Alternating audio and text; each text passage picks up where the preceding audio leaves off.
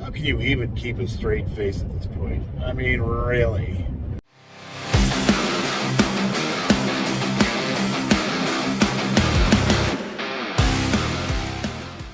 In the news today, a student at Columbia University who was here on a visa, a green card essentially, is in the process of being deported, is being held by the federal government, basically for being a terrorist.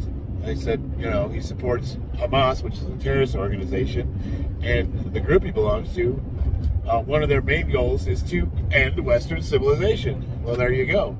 Now, all the advocates that are protesting his release are citing that it's unconstitutional to hold him and that he is protection under free speech. Now, as an American citizen, you can pretty much espouse any view you want to. You can say whatever you want as long as you're not harming anybody. But guess what? He's not an American citizen. He's here as a guest. That's what a visa is. That's what a green card is. You're a guest. And if you're going to be a guest in our country, going to a prestigious university, basically living a life of privilege, the kid wants for nothing, you don't get to be anti-American. You don't get the same protections under the free speech, under the rule of law. Let me explain something to all my little leftist friends. Protesting, I support. I don't engage in protesting because it's a waste of time and it's stupid. Most of you don't even know what you're protesting against. But protesting is protected under the First Amendment, and I support that, even if I disagree with you. The second you start damaging people's personal property, or you threaten violence, or you enact violence, whatever, you're no longer protesting. You're now rioting. You're now engaging in an act of terrorism. Donald Trump came out and said that he was going to go after the protesters who are damaging property. I wish you wouldn't even call them protesters, because you're not a protester at that point. You're committing a crime. You're damaging people's personal property, and that is not protesting. For 4 years we had to hear mostly peaceful protests, and they went after the January 6th rioters, and we'll call them rioters. They did some destruction of property, and the ones that did should be held accountable, because if you're no longer peaceful protesting, it doesn't matter if you're on the left or the right, you should fall into the same rules regardless. But most of those people were held for a very long time without due process, and they were treated as insurrectionists, when anybody who saw the videos saw that a lot of those people were basically led to the Capitol tour. And still to this day, they're clinging on to the notion that they are, they were insurrectionists that were trying to violently overthrow the government. If you were trying to violently overthrow the government, wouldn't you show up with weapons? Well, all that aside, it's kind of hypocritical, because for 4 years we watched them burn, pillage, riot, loot, destroy billions of dollars. They took over towns. Remember, what was that called? The Chad or the whatever it was, where they took over that portion of Seattle, and basically that. I don't understand how these people can say with a straight face that it's okay for them to do whatever they want, but the second a conservative does it, he should be jailed for the rest of his life. Now, here's the thing. I'm not a conservative. I'm not a liberal. I consider myself an independent. I don't endorse any candidate. I did vote for Trump. I would vote for him 100 times over. I am a Trump supporter. However, I don't really believe that there's ever going to be a savior that's going to just save the country. We have checks and balances, and the way our government is designed, it's designed so that no one branch of the government can just take over and do whatever they want. Although, for the longest time, these career politicians who have been in office have pretty much been able to do whatever they want with impunity.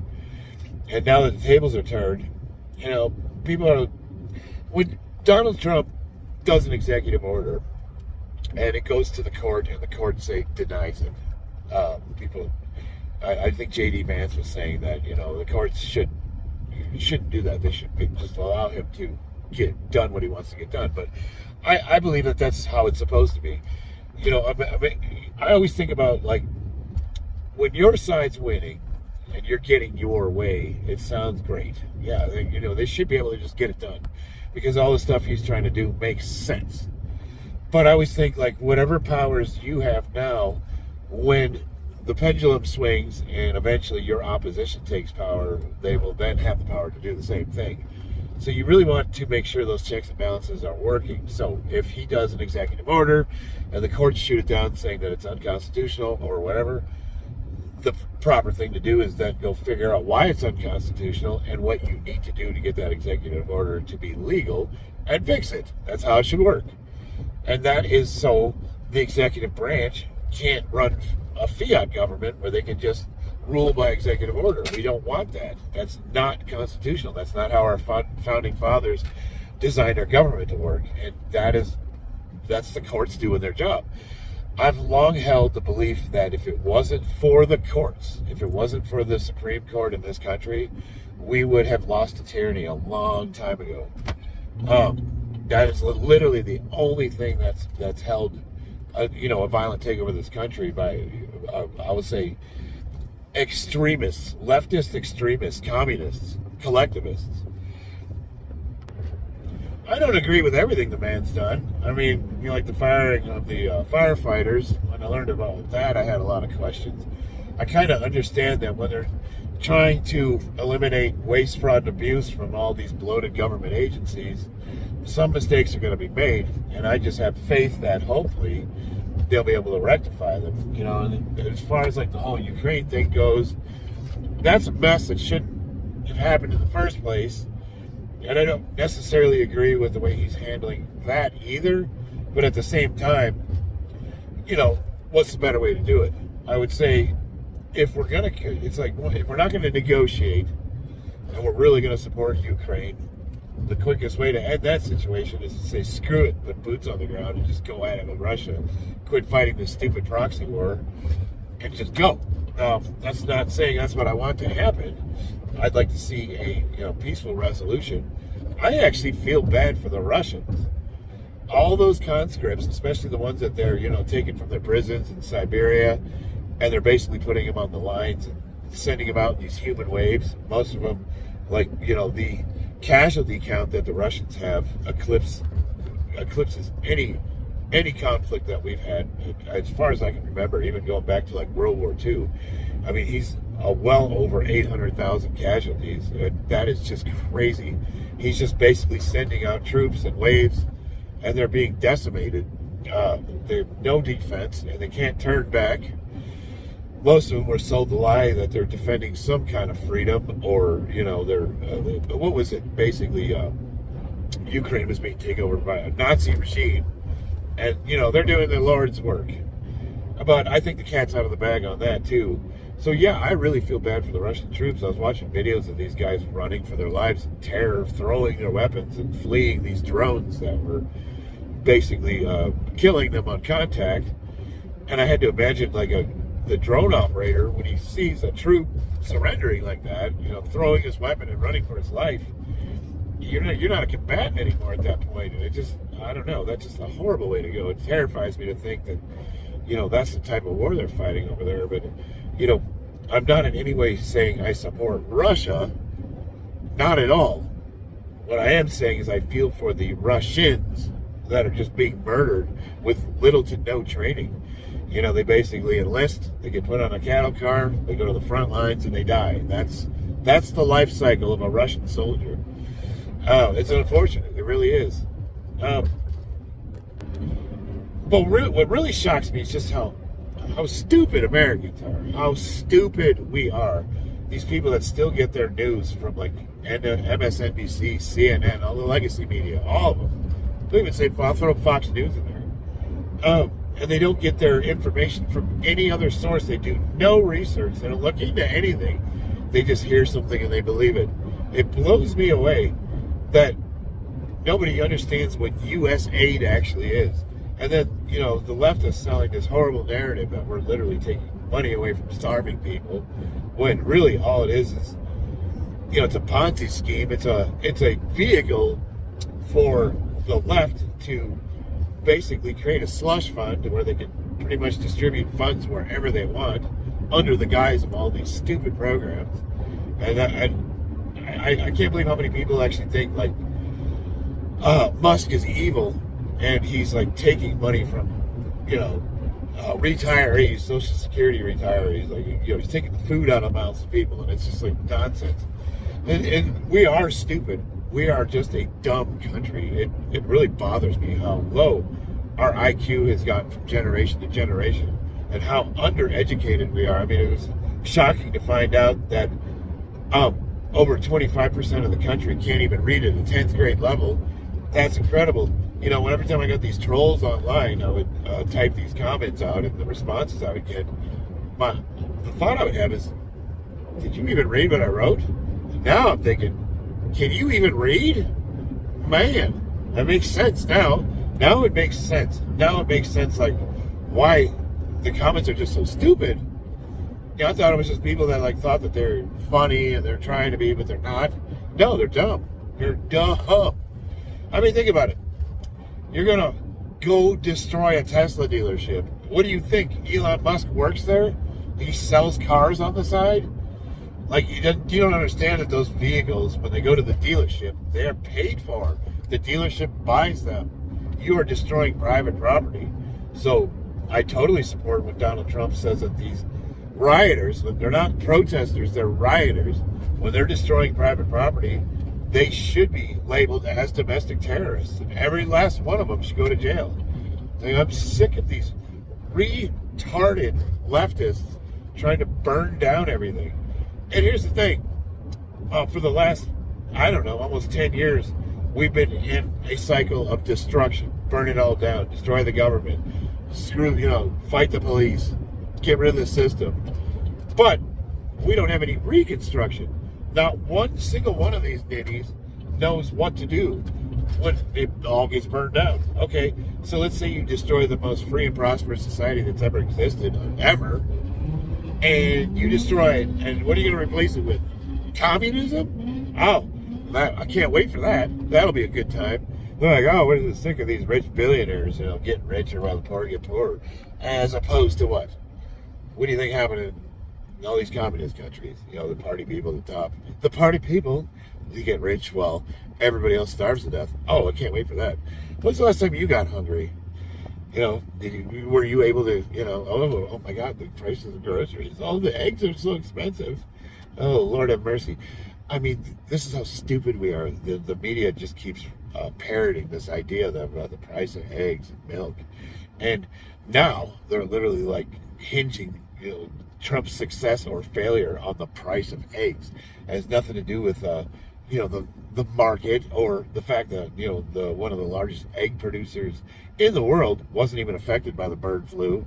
And they basically got to profit when the price of eggs went up, and all these other small farmers had to destroy and cull, millions of their own chickens, and they were losing money and going out of business. While this company, hey, the prices went up, but we don't have the bird flu, so we're just still selling eggs like usual. Well, I'm not going to say nothing. Let's make that money. Somehow that's Trump's fault.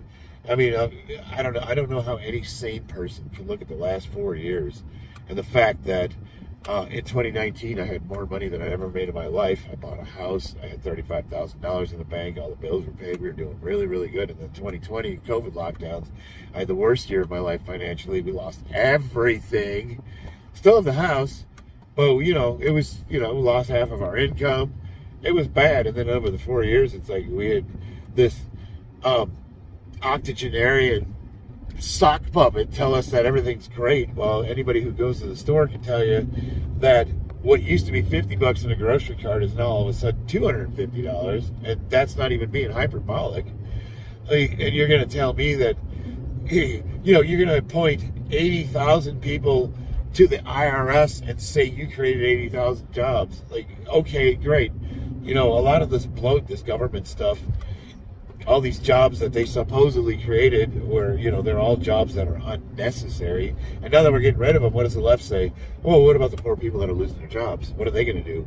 Well, okay, so if you're getting paid to do a job that's unnecessary and unneeded and basically at the taxpayer's expense, but you don't want to get rid of it because some guy's going to lose his income, are you now not arguing for universal basic income? I'm just going to pay you to do a job that you don't need to do. Well, why not just pay him? And that's what you're arguing for, is universal basic income, which I'm not necessarily opposed to. with automation and AI and everything that's coming up, like there's a good conversation to be had that maybe we should be paying some sort of basic income. I think my generation, we had to kind of fight our way up to the top, and we had to really claw for every single penny we made. So when they started paying people to stay home during COVID, and they were paying people more than they made at their jobs, they de-incentivized people to go back to work. Why would you? You made more money than you ever made staying home. And it just gave an entire generation this idea that they could live off entitlements. What you guys don't understand is somebody has to produce something. In order for us to have money, we have to produce something. We have to export something. Somebody has to buy something. You can't just print money. Well, they did that. Basically, that was their plan, was we'll just keep printing money. What happens when you keep printing money? Inflation, right? Now, Trump comes into office and he's going to fix inflation, so he's going to fix all the prices of everything. He's going to bring everything down. And what does the left say? Well, he didn't do it immediately, so he's a liar. Like the eggs became more expensive. First of all, he should have never even said he could do price control, because that's some communist bullshit. Price control never works. So it's not like he's going to go to the farmers and say, you have to sell eggs for this much. That's price control. It takes away the mechanisms of the market that dictate supply and demand. And that's when you get shortages of things, as we've seen in every communist regime that's ever existed. I understand you dummies don't read history, and you probably have no idea what I'm talking about. But read The Gulag Archipelago by Alexander Solzhenitsyn and get an idea for what it was like to live under Russian communism, where they did price control and everybody worked for the state.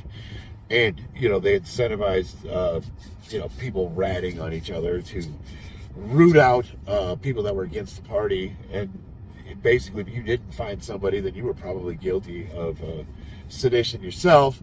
So they had an economy on, telling on each other. It's like one of the famous quotes is, we knew they were lying. They knew that we knew that they were lying, and yet we all went with the lie anyways. And I'm paraphrasing that, but essentially everybody knew it was shit, but people were afraid to speak against it. What does that sound like this last 4 years with all this LGBTQIP plus trans nonsense?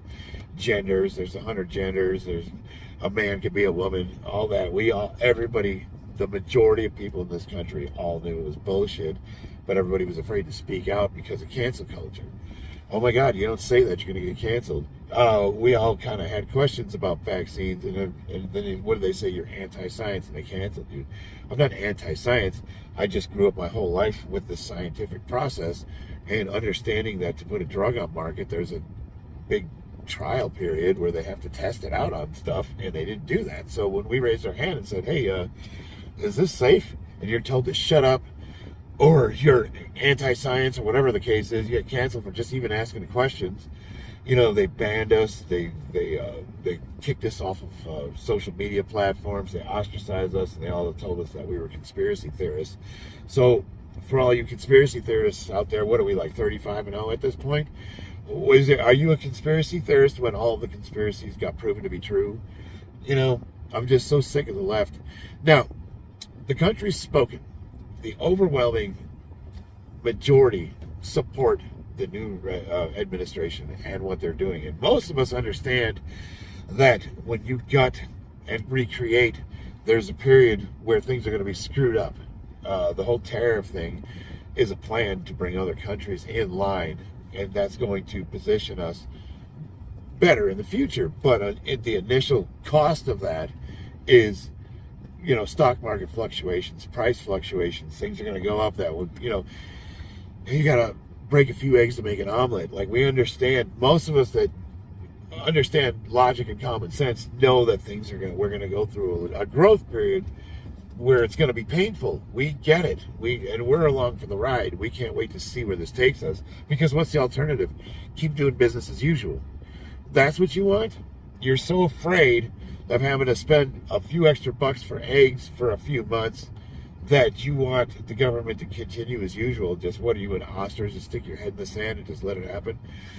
I'm just so sick of it. I'm sick of these peaceful protests that result in millions of dollars of damage to private property. I'm sick of these people thinking that they can violate the rights of others, but they can do whatever they want themselves. I'm sick of people telling me what I need to think and what I need to believe and what cause I need to take up. I'm sick of all these communists that think they're going to destroy my country and this wonderful experiment that we've been running. It's the most free and prosperous society that's ever existed, and we are not without our problems. Don't get me wrong. There's a lot of room for improvement. You know, I used to be a libertarian, but I kind of see myself like more of an anarchist these days. I am against most government, but I understand with a country as diverse as we are, as populated as we are, there's a need for the rule of law. Well, I'm a big fan of the Constitution as it was written. Let the states have their control. You have a federal government to help settle disputes, you know, protect the country, to include the borders. You want a strong military, and things of that nature. But for the rest of it, it can all go. All these alphabet agencies, as far as I'm concerned, are unconstitutional. You show me in the Constitution where it says Department of Education. How can a person that sits on the top of the hill and oversees the entire country know what's good for your kids in your district with your struggles and the amount of money that your neighborhood makes, you know, the kind of income that your district provides, you know, especially if the schools are funded by tax? How do they know what the needs of your kids are? How could they possibly? That's the whole reason why we should rule from the bottom up and not the top down. There's no way Santa Claus up in the North Pole knows what your toy list is, but you do. Hey, you get involved in your local government, you go to your school board meetings, you go to your town halls, and you can affect change for the people that rule your life where you live. The police, your local police you, your local government governs you. You know, they're the ones that set the speed limits, and they're the ones that set the school rules, and they're the ones that set the local taxes and all that stuff. They take care of all that. So you can get directly involved at the bottom, and you can affect your community where you live. Instead of, what are you going to do, protest with signs and start burning shit down and hope some magical Santa Claus figure at the top's going to sprinkle his fairy dust and fix the whole country, and you don't have to do anything except for cry and whine about it? No personal responsibility. You don't serve your country. You've never done anything for yourself. You don't even have the ability to live on your own. You expect me to fund you simply because you exist? You entitled piece of crap. Put the sign down and get a job, you damn hippie. And on that note, that's my rant for today. I love you guys. I'll see you on the battlefield.